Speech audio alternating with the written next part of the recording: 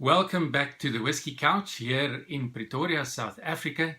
My name is GUSTAV MULLER and this is Whiskey Tasting and Food Pairing Review number 119. Before I get to today's whiskey, just a reminder that in the notes of this video, just below the video, I have included the tasting notes and also the food pairing recommendation, as well as a list of other whiskey tube channels, all of which I have described or subscribed to, and I would like to encourage you to have a look at them, and maybe you would like to subscribe to some of them as well. Today's whiskey is the W.L. Weller Special Reserve Bourbon, and it is the second one in this series that I'm doing on bourbon whiskies.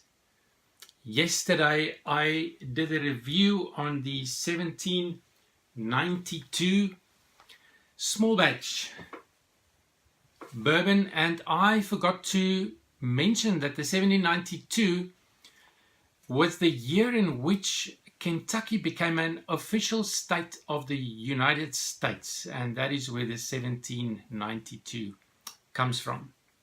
But today, W.L. Weller, distilled at the Buffalo Trace Distillery. Buffalo Trace Distillery, situated in Frankfort, Kentucky, and it was founded in 1849, and that is just an aerial photograph of the Buffalo Trace Distillery, and these are some of the brands that is produced by the Buffalo Trace Distillery in Frankfort, Kentucky, and it's owned by the Sazerac Company. So this is one of the brands that is distilled at the Buffalo Trace, but it is distributed by W.L. Weller and Sons.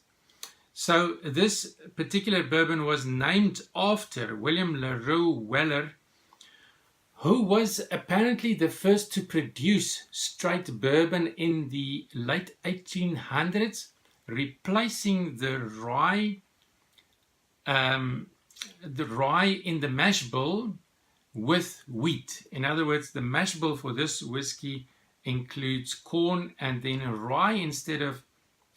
wheat instead of rye, as well as malted barley. So that changes the character and the flavor profile of the whiskey quite substantially. So William Larue Weller was the first to do this. That's why it says here the original wheated bourbon right there. And it is matured in new charred American oak barrels, 750 milliliter bottle here in South Africa, and bottled at 43%, 45%, so quite a bit higher than is usual. W.L. Weller Special Reserve Bourbon. I've already poured my dram a little bit earlier just to give it time to settle a bit, and you can see there a beautiful burnished color and the legs forming on the glass there. 45% ABV. Oh, a little bit alcohol at first, 45%, and then wonderful sweet honey and sweet fruits. I'm picking up some apple and then something like stewed fruits. Apricot. This is a wonderful nose. And a bit of brown sugar. Much softer nose than the 1792 of yesterday.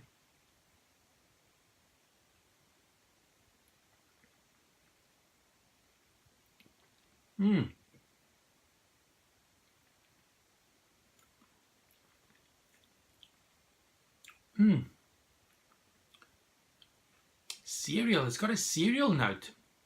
The sweet, fruity notes on the palate, citrus, banana, and apple, but interwoven with a cereal note that I'm picking up on this bourbon. Citrus, banana, apples, and even some cherries. I'm picking up some cherries as well.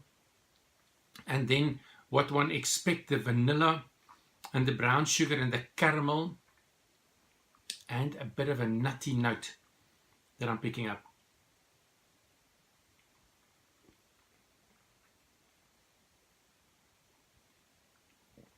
A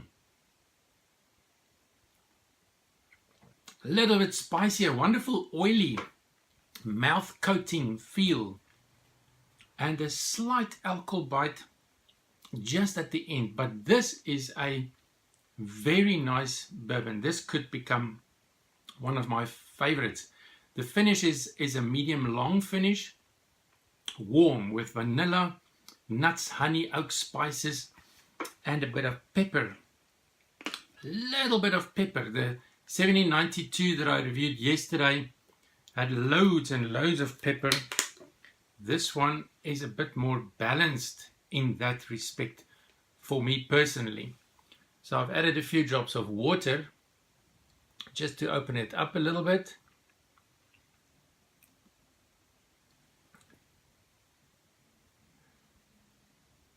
More caramel and fruit and nuts, but almost like caramelized fruits and nuts on the nose.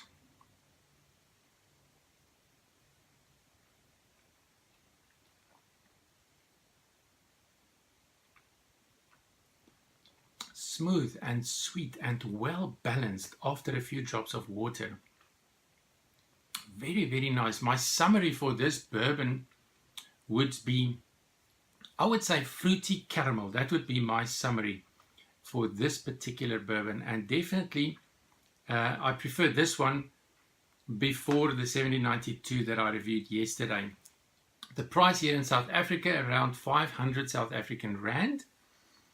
In the UK and Europe, £40, 40 euros, and probably 45 or so dollars in the US. If you want to pair this W.L. Weller bourbon with a food snack, then I would recommend that you connect with the caramel with something like caramel popcorn.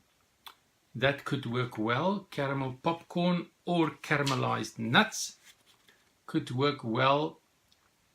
Even caramel chocolate could work if you want to connect with the caramel. You can also connect to the fruity notes in the flavor profile with something like apple slices dusted with cinnamon, or the caramel notes with a caramel wafer stick.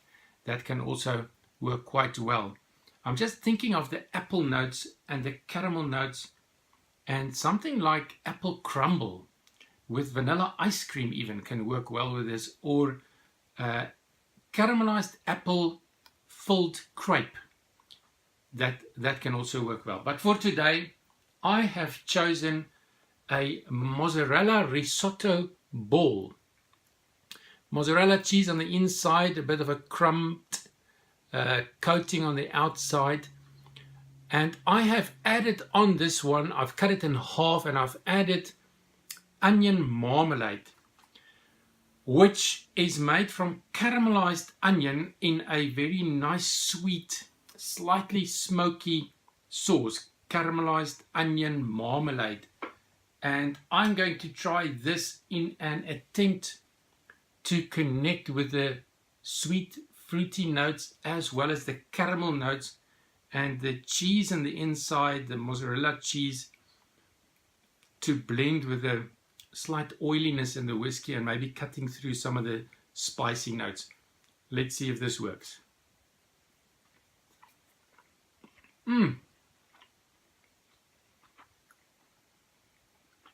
Wonderful snack.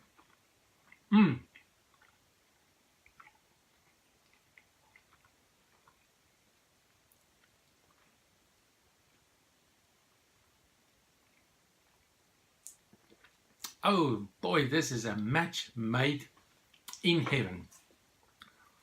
This works fantastic. The caramelized onion, the sweet notes in that marmalade, combined with the mozzarella cheese and the crusty to connect with the cereal notes in this whiskey. This is a 4.5, easily out of 5 pairing for me personally. Fantastic. Thank you for watching, and I look forward to seeing you again tomorrow when I'll be doing the third in this series of bourbon whiskies that I'm reviewing. Cheers.